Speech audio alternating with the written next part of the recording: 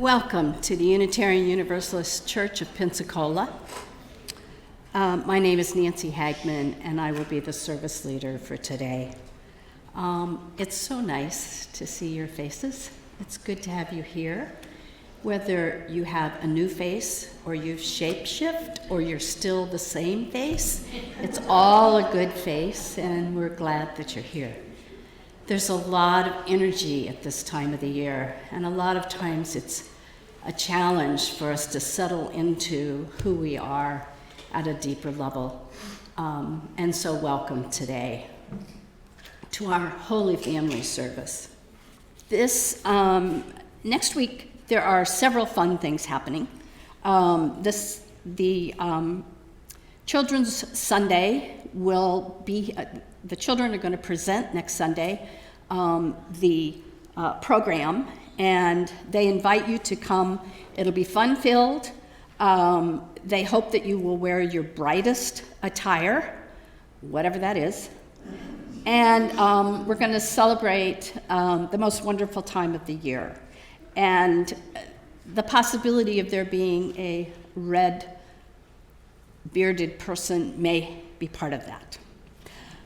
After that, we have a couple of exciting things. One is our Sunday Sweets, which we always enjoy so that we can go home and go to sleep because we didn't have lunch after we've gotten a sugar high. But you can always take some home and eat them after your meal. The other piece is we are going to have our vendors from our community internally, and you will be able to purchase things. It will be set up in the conference room. They ask that you bring cash or checks. We are not equipped to run credit cards. You can run a credit card with your donation when you give it to the church in total, but we can't do it through this, nor does Sunday Sweets take a credit card.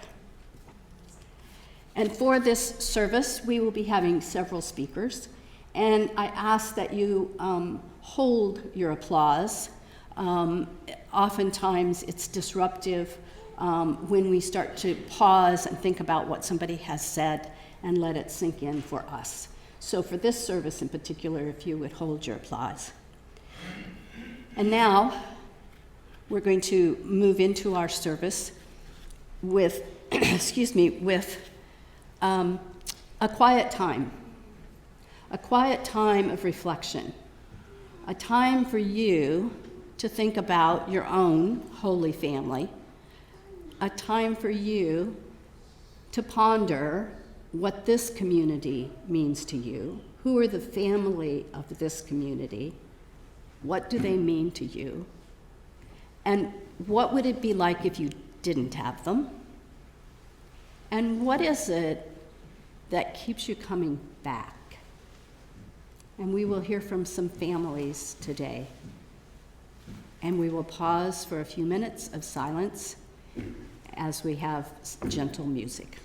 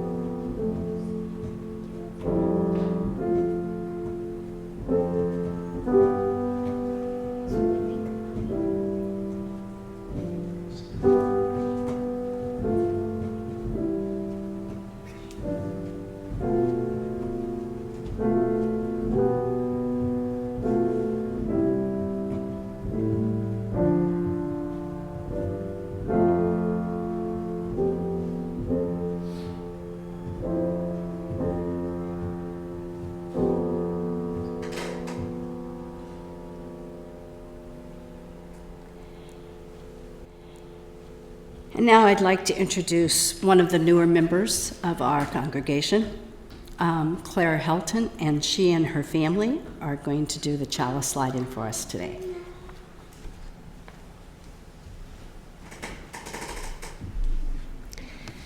Our opening words today come from author Glennon Doyle in her book Untamed, reframing the idea of what a broken family and a whole family might look like. A broken family is any family in which any member has to break themselves into pieces to fit in. A whole family is one in which each member can bring their full self to the table, knowing that they will always be both held and free.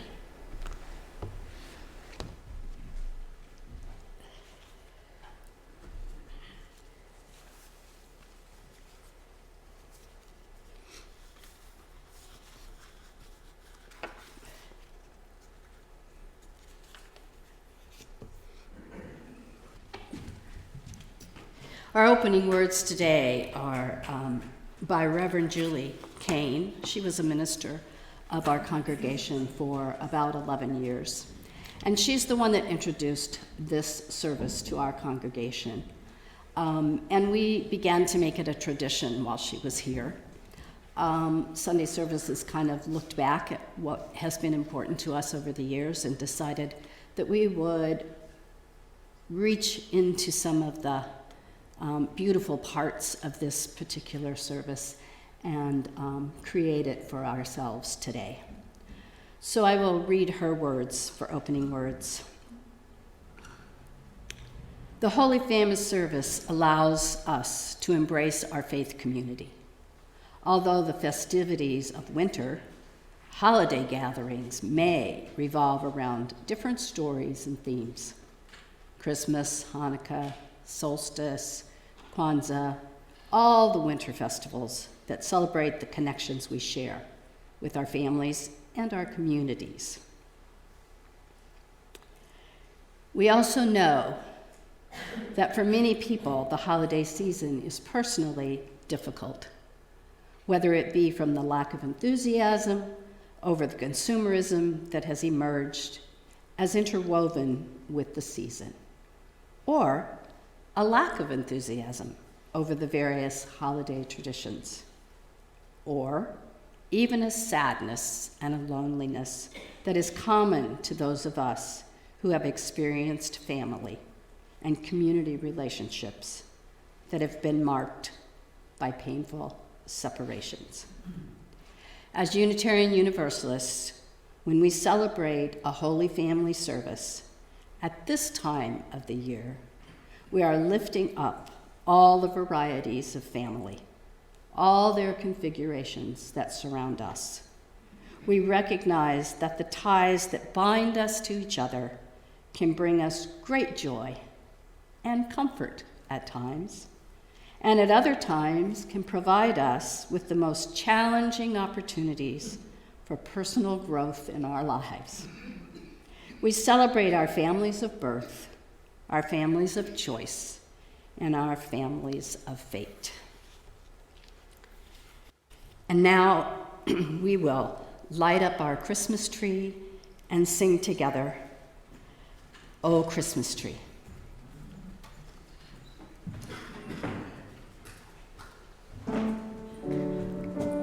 And the words will be on, if you would please stand, the words will be up here on the PowerPoint.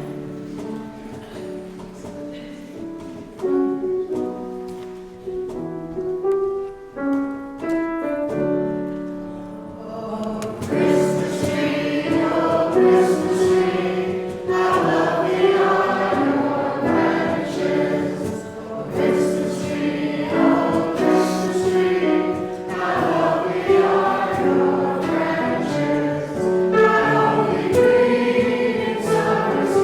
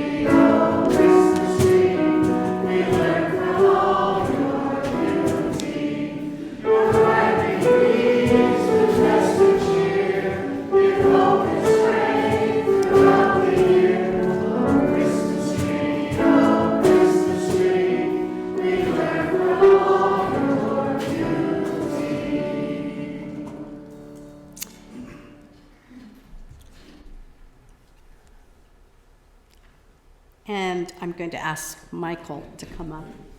Michael to come up and light the Advent candle. He's going to do a reading and light the Advent candle. First Sunday of Advent.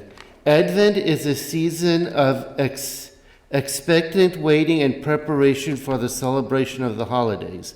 The name derives from the Latin adventus, meaning coming.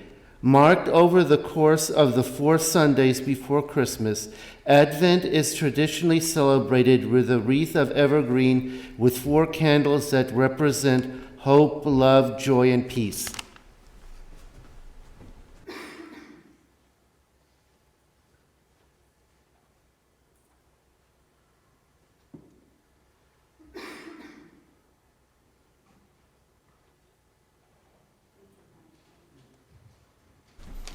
And we will say together our covenant, if you'll remain standing.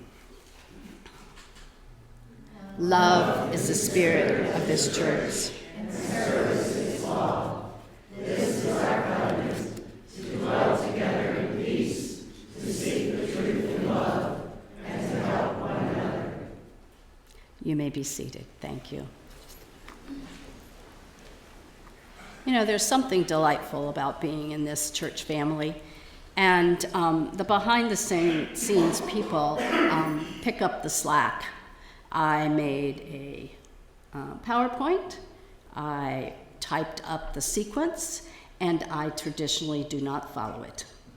So consequently, they just pick up the slack behind the scenes and just move on. And so far, I haven't had a lot of pushback from that. But somehow that is just the way I work. So I thank you for the behind the scenes people that just pick up and do what has to be done and follow. I guess it's my lead because they follow their own lead, I think.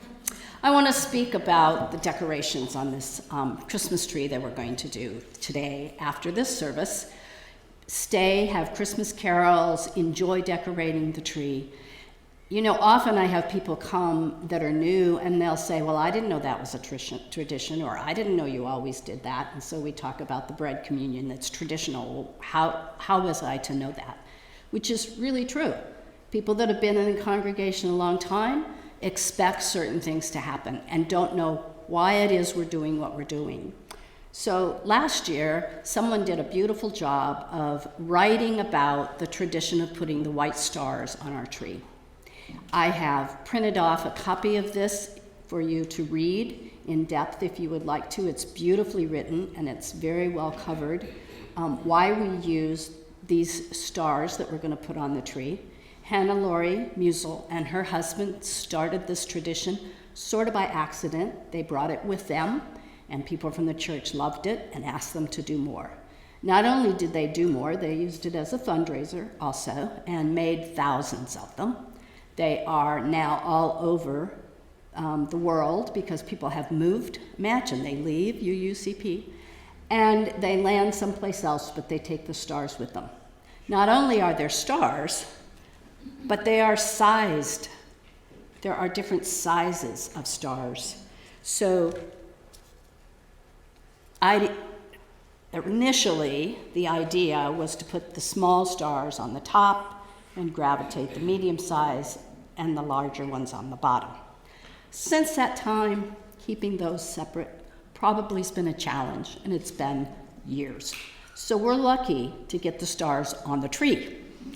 And so I invite you to come and do that this afternoon. Even if you can't stay long, put a star on the tree. Put a star on the tree representing whatever it is that needs to be represented for you in your heart that you want to join in decorating our Christmas tree. And with that, I invite our first family speaker. You met her with the chalice lighting, and Claire Helton will speak to us.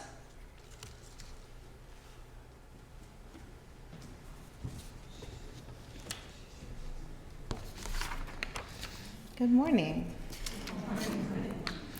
I'm Claire Helton, and I am Standing here by myself, but representing my holy family, which consists of myself, my 2 boys, who you saw earlier, James, who's going on 8, and Peter, who just turned 6, Wiggly Peter, and my husband, Zach, who is cheering us on from home right now. I'm particularly conscious of his absence, not just because I'm up here to talk about my family and he's not here. It's not a sad thing. I am conscious of it because in the history of our relationship, the last decade and a half, this is the first time that we have allowed ourselves the integrity and the grace of following our own distinct spiritual paths. For the longest time, neither of us even had the option of staying home on a Sunday morning. We both grew up in church. I grew up at First Baptist here in Pensacola. And we were one of those families that was there every time the doors were open and most days in between. That was the church family that formed me. And I have so many fond memories of the sense of belonging that I felt there. Church family meant casseroles and childcare in times of need. It meant long-lasting relationships that were real and gritty. It meant celebrating together and sharing in one another's sorrows, and those were things that I saw modeled and experienced for myself. The sense of family was real. But if we're going to use the definitions that we heard from Glennon Doyle in those chalice lighting words, that a broken family is a family where any member has to break herself into pieces to fit in, then alongside the warm memories I have, the church family of my adolescence was also a broken family. As a woman feeling called into vocational ministry, I had to break that part off and hide it away even from myself because women couldn't be ordained. As a bisexual woman in that context, broke that part off and buried it so deep I wouldn't find it until my late 20s. And there were plenty of other breaks and cracks and wounds. But that deep and abiding love for all the best things that congregational life can be has kept me tethered to the church for all these years. Not that church, but getting ahead of myself. By the time Zach and I were married, straight out of college, we were starting seminary. And we both started our careers as ministers ordained in a liberal Baptist denomination. It's okay to gasp. Sounds like an oxymoron. Trust me, there aren't any in town. We looked. But we did. We went off to seminary in Texas and found this small but mighty denomination that shares every one of the 8 UU principles, just from a perspective that's grounded in Christianity. We worked on the church staff together, and eventually, after our ordinations, became co-senior pastors of a small church in the small town of Monroe, Louisiana. That church was the kind of place that would self-identify as a blue dot in a sea of red. It was a safe haven for spiritual misfits and rejects and free thinkers. Honestly, you would love them. They would love you. It's where we were when COVID first hit. I don't know if you remember, but we spent a lot of time at home in 2020. And in that great stilling of our schedules and our hearts, caused by those first several months of lockdown, a lot of those things that had been buried deep came to light. Things that might have otherwise taken years longer to find their way up to the surface. And a pivotal one for me was the realization that, as it turns out, I was more of a humanist than a Christian, and had been for a while. And this, of course, made it difficult to fill a Christian pulpit week after week, even a liberal one. My husband had his own reasons. He was also ready to go. And so when we felt reasonably sure the pandemic was winding down, we were wrong. We put in our notice and resigned as pastors. And when I look back on that goodbye, it feels a bit like getting a divorce from a person you're still in love with. We had so quickly become family. We were already working for the church when our oldest son was born, and so my kids were always the church's kids too, in the way that staff kids tend to be, except when they misbehaved, and then they were all mine. They were so young, I think only James has any real memories of that time, but I am acutely aware of all of the surrogate grandparents that they lost when we left, all of the deeply invested church members who felt permission to love them because we were family. And yet, even in that beautiful, welcoming, liberal church family, there was now a part of myself, the humanist part, that I was going to have to consciously break off in order to fit in. I was held, but I wasn't free. And this is what keeps me coming back to UUCP. This is a place where my family can be both held and free. And I'm sure that there are people who have darkened the doors here and still felt that there was some part of themselves that didn't fit, that might have had to be broken in order to fit in. I think every family is a little bit broken. But even as new as I am here, I also trust that this is a congregation that is working to heal those breaks and those wounds. A place that is intentional about drawing the circle wider and wider still. It's a constant refrain. I love that in this room, every Sunday, I can lean over and whisper into my 6-year-old's ear as we encounter the 8 principles. We call them the 8 most important things.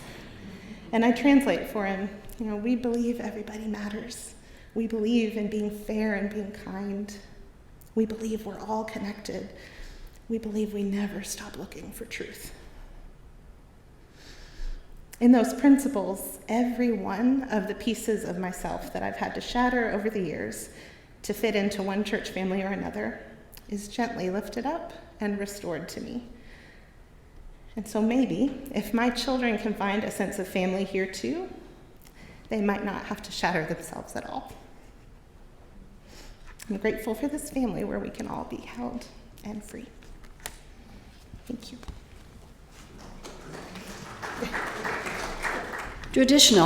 Another tradition this year that we sometimes get lost in, but fortunately it was revived again, is, the Guest at Your Table program. And typically we start it in November, but this year we are starting it December the 3rd. And we invite you to join in Guest at Your Table. I'm going to describe a little bit of it, and then we're going to have a short video from UU in the larger sense. This is,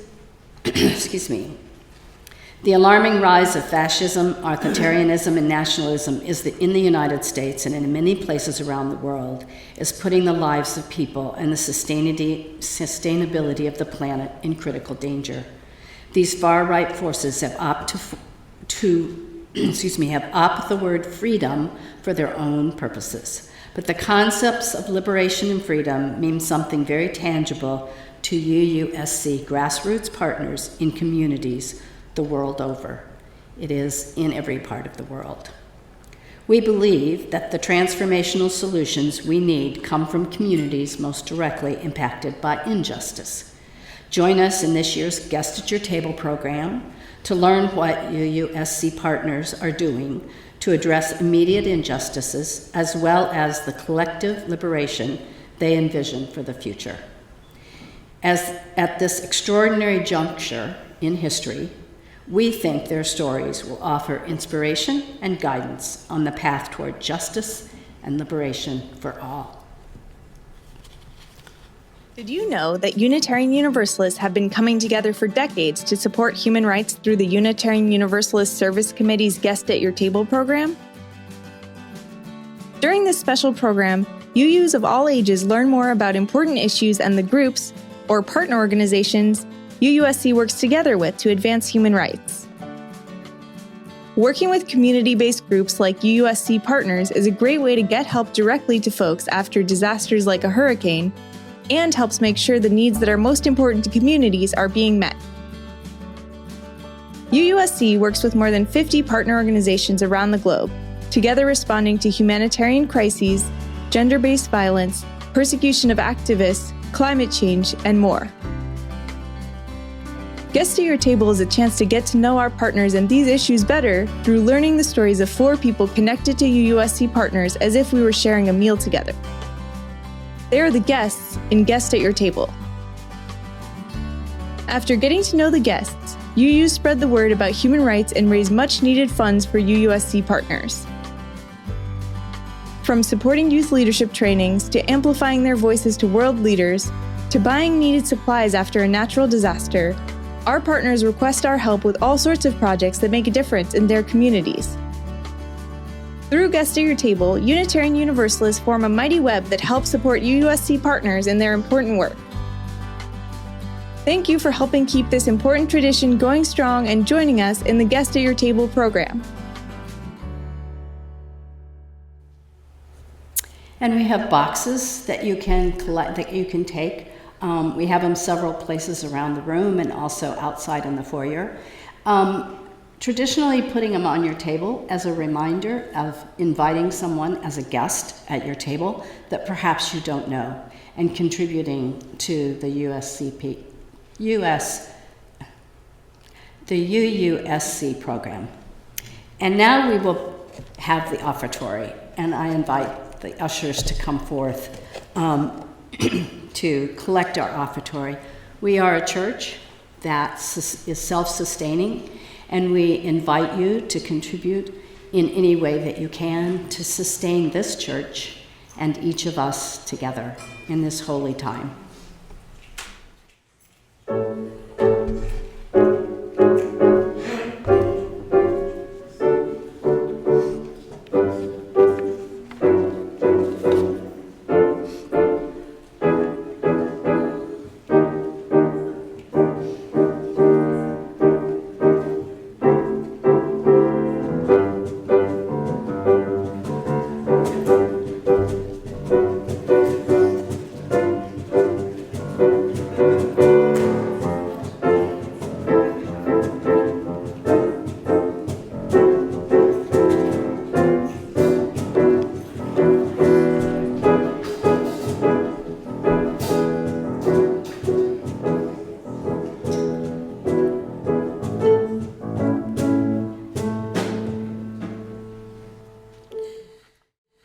Now I'm going to invite Chris Brockway to, did I forget something? Somebody trying to tell me? No, okay. Chris Brockway, a member of our church, will speak with us and share about her Holy Family.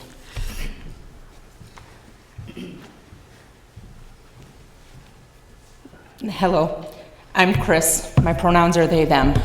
I like what Claire had to say about the broken family versus the whole family and the way that that poem put it. So I am here today representing me and my 3 children, James, Eddie, and Keegan, all of whom are not here for different reasons today. I didn't write anything down because I was nervous, so I'm going to try and speak from my heart. So I apologize if I get emotional. I'm going to give a little bit of a backstory, not too much, because I only have 7 minutes. I was raised in a conservative Christian family, so I was very broken in that family for a very long time. We went to church every single Sunday morning, every single Sunday night, and every single Wednesday night. We were there for vacation Bible school all summer long. We were there in the mornings to serve breakfast for the homeless. My life revolved around that church. And that church taught me from a very early age that who I was inside was not acceptable. Being non-binary, being queer was not acceptable. So I broke those pieces off and I hid them deep for many, many years. And when I finally found the courage, just a few years back, to live my truth, I lost that family, as well as my biological family. I haven't been speaking to my father or my sisters in over 8 years, except to tell them that my mother passed away. And they haven't seen my kids, their nieces, their nephews, and their grandchildren in that time. And it was a hard loss because I had very much that sense of family in that church. I felt like they cared about me, and obviously that love and that care was conditional. So 8 years ago, I set out on a mission to find that. No matter what it took, I wanted that for me and my kids again, that sense of family, that sense of communion, that sense of fellowship that I had, or I felt that I had, and that I knew that I needed.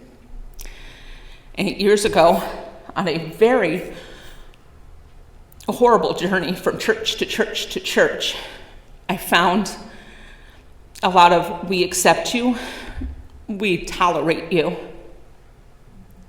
until it came down to my son's transition. When he started transitioning, "we love you" turned to "we'll pray for you because you will be in hell if you continue this journey." And that wasn't the kind of love I needed.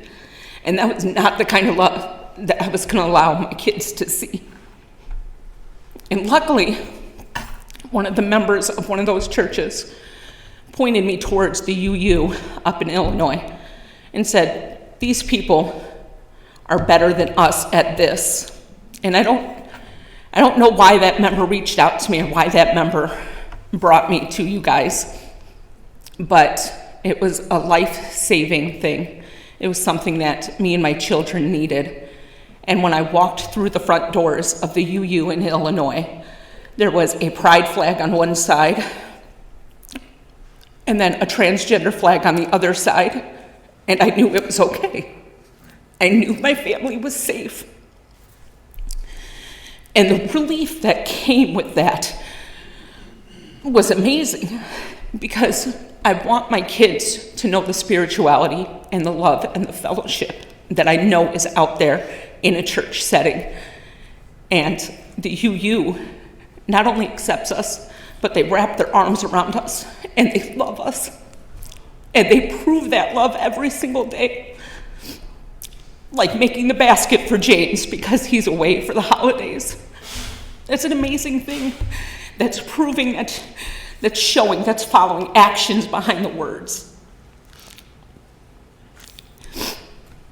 3 years ago, when we had to move down here because my mom got sick, the first thing I did was look up the UU churches in the area. And when I found this wonderful congregation, we were still in lockdown, right in the middle of lockdown. But I started visiting the YouTube site and watching them and kind of getting to know all the people that way. The very first service they had in person was out back that I came to. We were social distancing and staying outside. I went to one out there, decided to become a member down here. And the very next one we did outside, I became a full-fledged member of the UUCP. I knew this was where I was going to be, and I jumped headfirst into everything UUCP. And these people wrapped their arms around me through some of the hardest things I've had to go through my mother's death, through my grandmother's death, through having to send my son to Illinois for his own safety. There's not a single person in here that I don't believe loves me and my family with their whole heart. And this is why I continue to come back, because they embrace us and they love us and they let us know, not just by words, through actions. I hope this is okay. I got a card, and I know to a lot of people it doesn't mean anything, but I got a card from Joe Vincent just thanking me for my part in the Samhain ceremony and the Halloween party and all that. And that is an act that showed that he cares that I put my effort and my time into this. And it's something small, but it meant the world to me when I opened that card and I saw it. And to know that you guys love and care and surround my family with that love. That is why I am here, and that is why I will continue coming. Thank you.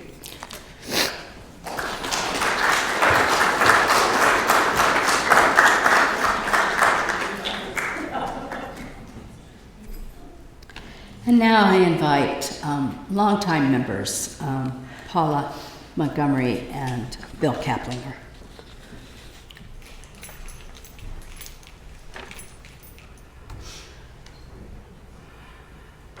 My name is Bill Kaplinger, and I'm a longtime member.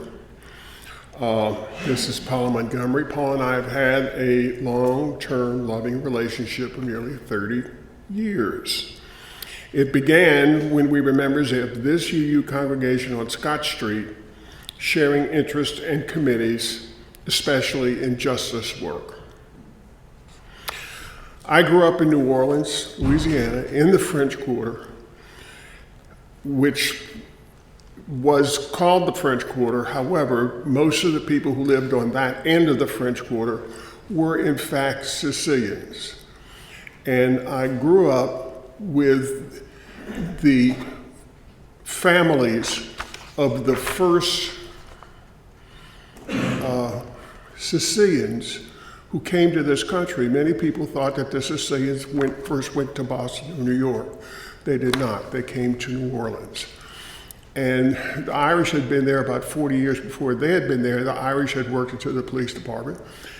And they essentially massacred a number of the Sicilians, which was not a happy thing.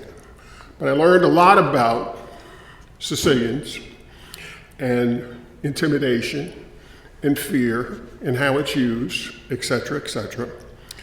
So my father was a very interesting man. I have some pictures down over there of my family. My father owned, the one picture that you'll see there is Lafitte's Blacksmith Shop, which is probably the most photographed building in New Orleans. And it was a place when my father came to New Orleans, and he very purposefully came to New Orleans because he wanted to start a business and be part of a community where people could leave the country without a passport, is the way that he put it. Because New Orleans was so different. New Orleans was so welcoming and diverse pretty well.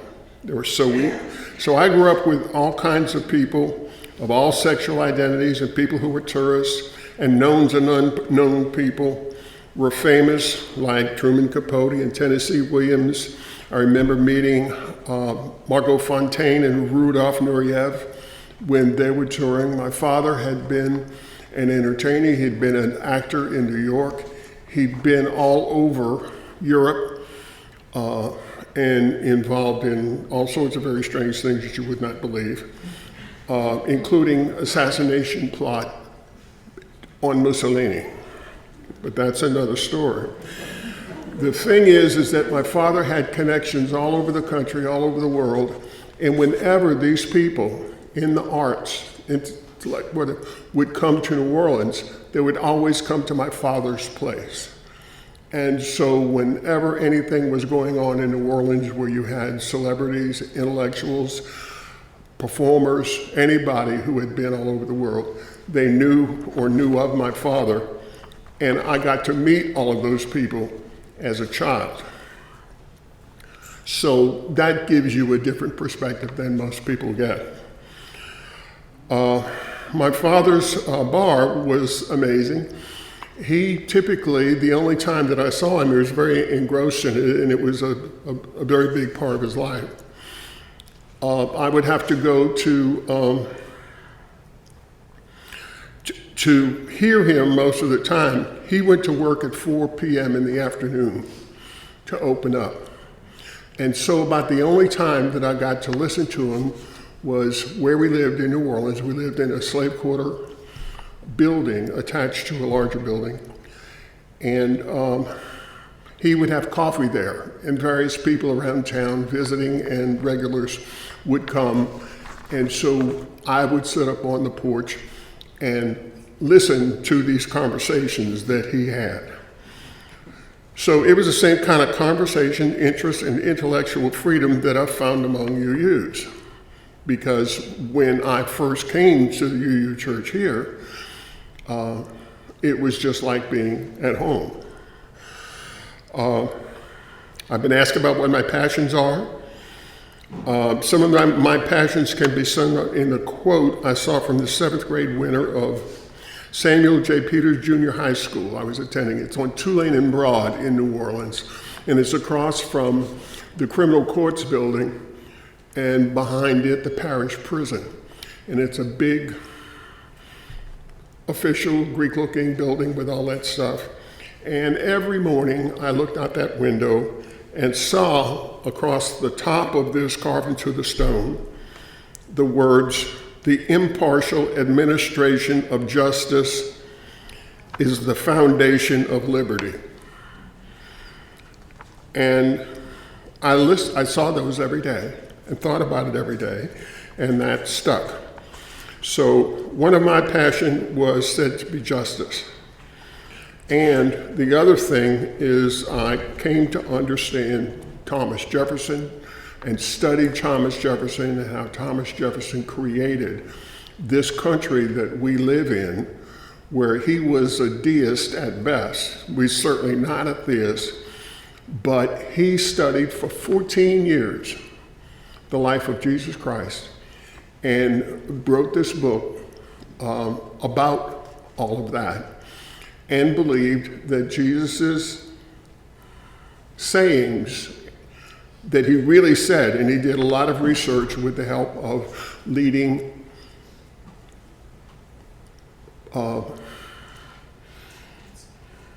Unitarians and Universalists. This is before they were together.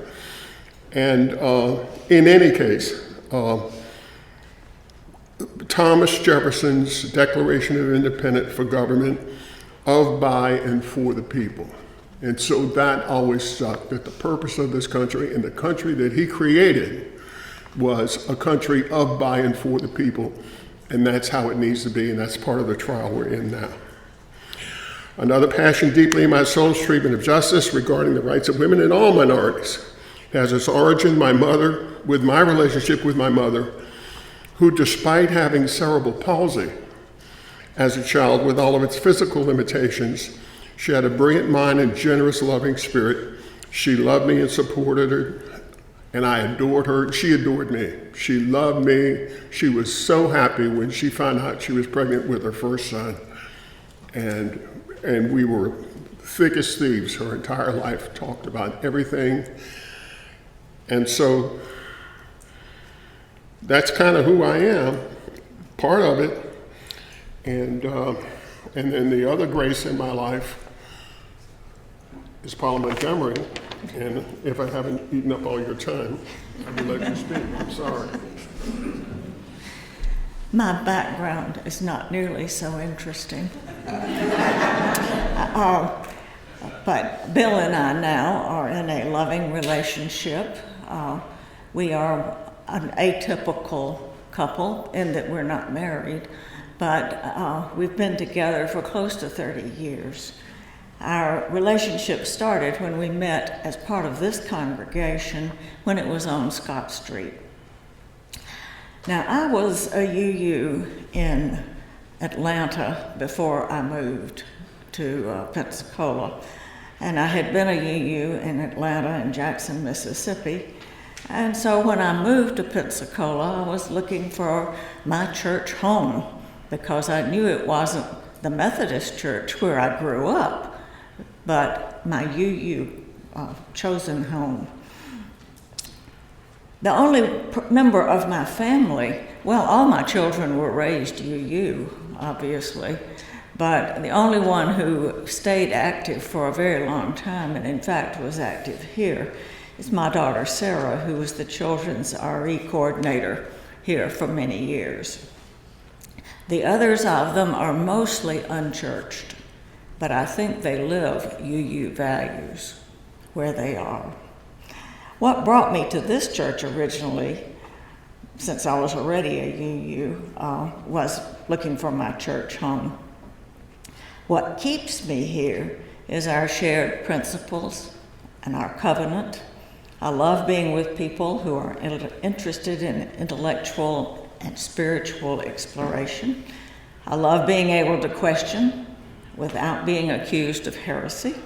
And I love being able to differ with others without anger and acrimony getting in the way of our love and friendship. I love our commitment to justice here. I love our support of our church community and the larger community in Pensacola. our individual people in this congregation have a very far reach in our community, and I love that. So these are things that keep me connected to UUCP, but mainly it's the people, it's the love, the support that I find here. Thank you.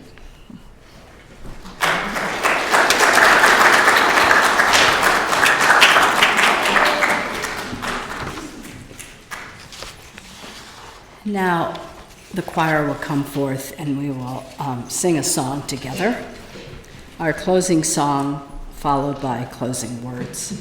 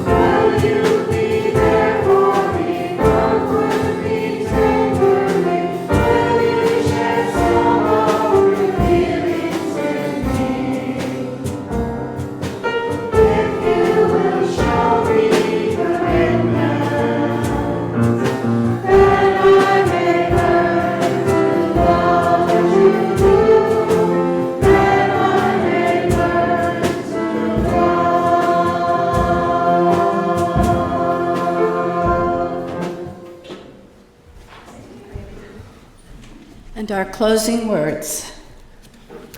May the light we now kindle inspire us to look for a star in the dark, in that dark winter sky, to remember the stories of the people with whom we belong, and to celebrate new life, whether it be in the form of a child, a new baby, or returning light into our own lives, or the recreation of our communities and family.